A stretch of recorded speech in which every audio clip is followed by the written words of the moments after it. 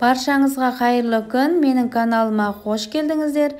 Менің есімім Ляззат. Бүгін біз панкейк дайындаймыз. Ол үшін маған ұн, қант, жұмыртқа, сұйық май, сүт және қопсытқыш қажет.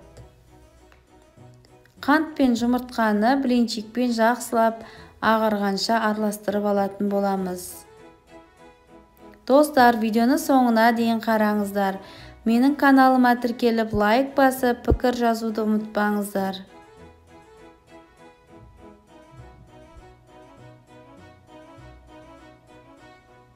Менің каналыма тіркелген соң қоңыраушаны басыңыздар.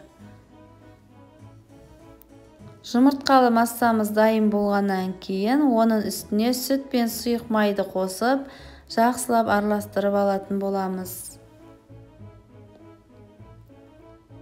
Бір жасағандағы өте әдемі болып, дәмді болып пісетін панкейкті сіздер де үйде дайындап көріңіздер.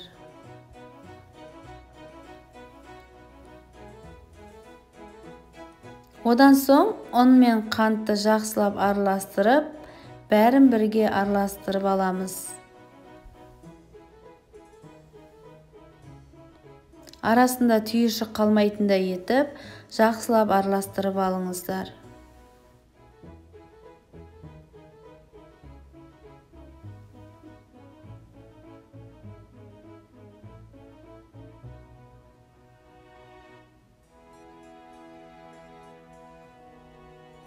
Қызып тұрған табамызға кішкене бөліктен құя отырып пісіріп аламыз.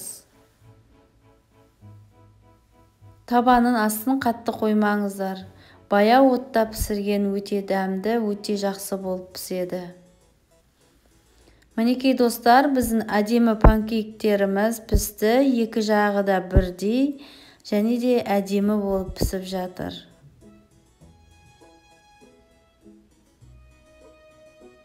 Мінекей достар, біздің панкейктер дайын болды. Өте дәмді, өте әдемі, керемет болып шықты. Егер де сіздер де осындай менің рецептімен дайындап көрсеңіздер, пікір жазып қалдырып кетіңіздер. Мен міндетті түрде оқитын боламын. Ас болсын достар.